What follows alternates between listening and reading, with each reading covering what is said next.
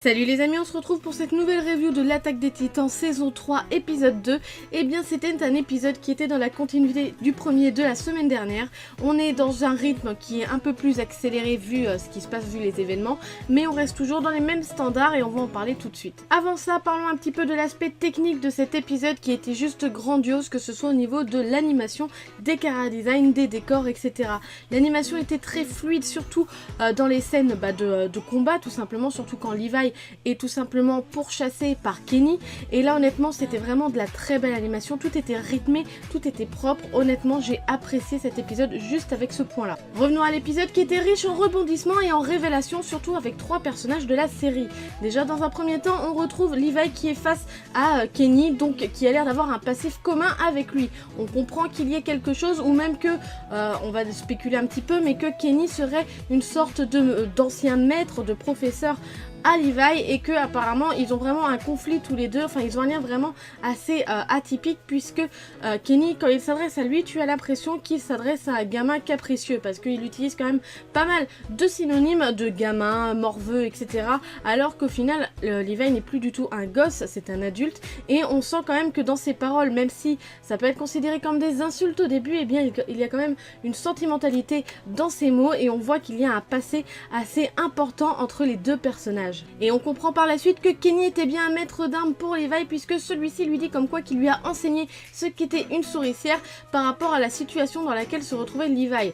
Pour rappel, il était dans ce bar entouré de l'équipe de la première division avec Kenny qui était prêt à lui sauter à la gorge pour l'abattre. Et d'ailleurs, Levi va s'en sortir magnifiquement bien en réussissant à déjouer le tour de Kenny en lui tirant dessus et ensuite en tout simplement balançant une chaise pour faire croire que c'est lui. Alors donc il va attirer l'attention de tous les ennemis à l'extérieur, et c'est là qu'il va pouvoir s'enfuir et pouvoir rattraper le chariot où ont été enlevés Eren et Historia. Pour terminer sur cette partie, l'affrontement entre Levi et Kenny est quand même assez intense, mais on sent qu'on reste sur la fin, qu'il y a possibilité d'avoir encore plus intense dans le scénario et dans les actions. On sent qu'il y a quelque chose comme s'il se retenait, comme s'il y avait encore plein de révélations à avoir entre ces deux personnages, et honnêtement je suis impatiente de savoir comment ça va être développé pour voir ce qui va se passer. Comme je vous l'ai dit plus tôt, Eren et Historia se font enlever par la première division et se font tout simplement endormir. Donc leur équipe va essayer de les rattraper tant bien que mal, et c'est d'ailleurs là qu'on va avoir quand même le premier réellement meurtre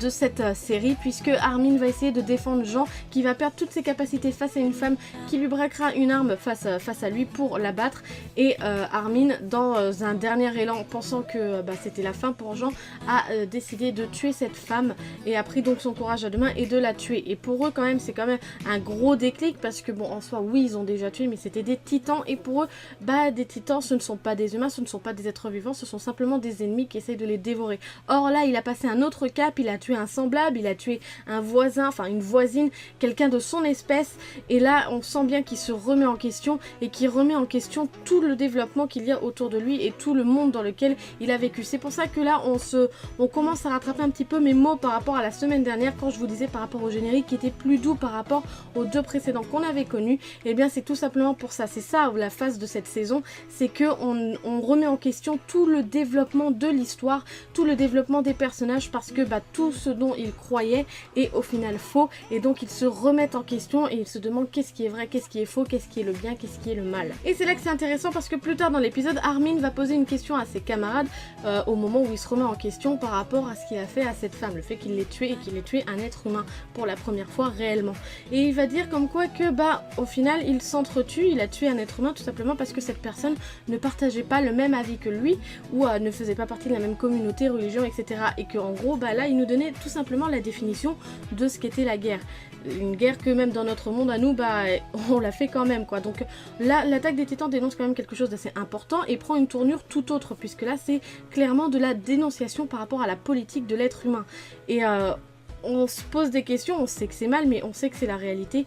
À l'heure d'aujourd'hui, l'être humain n'est jamais en accord avec soi-même, et c'est pour ça qu'on a des guerres. Et là, l'attaque des titans l'a très bien expliqué, et je pense qu'il va continuer à développer cette thématique-là tout au long de la série. Et c'est ce qui est quand même assez paradoxal, parce qu'au début de l'attaque des titans, on nous avait vendu la chose comme quoi que le reste de l'humanité s'était allié face à un ennemi commun, donc les titans. Et au final, là, à l'heure d'aujourd'hui, dans la 3e saison, on comprend que, au final, l'ennemi réel des êtres humains, c'est tout simplement la royauté royauté, les autres êtres humains.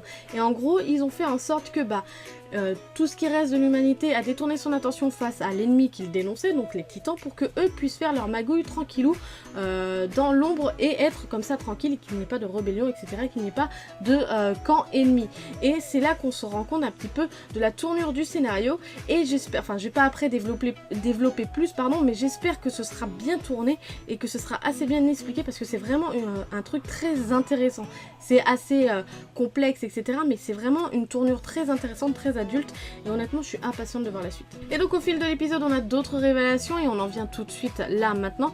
Donc tout l'épisode tourne autour du sauvetage de Eren et Historia qui hélas va échouer, mais on va avoir donc des révélations par rapport à ces deux personnages. Déjà dans un premier temps, la semaine dernière Eren s'était souvenu d'une conversation qu'il avait entendue entre Ymir et Reiner, et donc il l'avait dit à ses supérieurs. Et dans cette conversation en fait il apprenait tout simplement que apparemment il allait être dévoré. Pourquoi, comment, on ne sait pas, mais il allait être dévoré. Mais je pense qu'on va l'apprendre dans les prochains épisodes.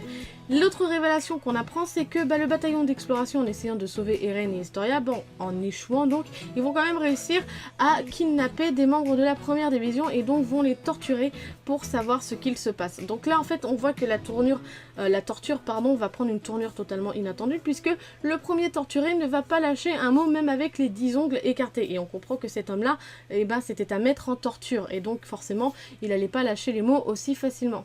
Donc c'est là qu'intervient quand même l'intelligence du développement de la série, c'est que donc Levi et Angie vont prendre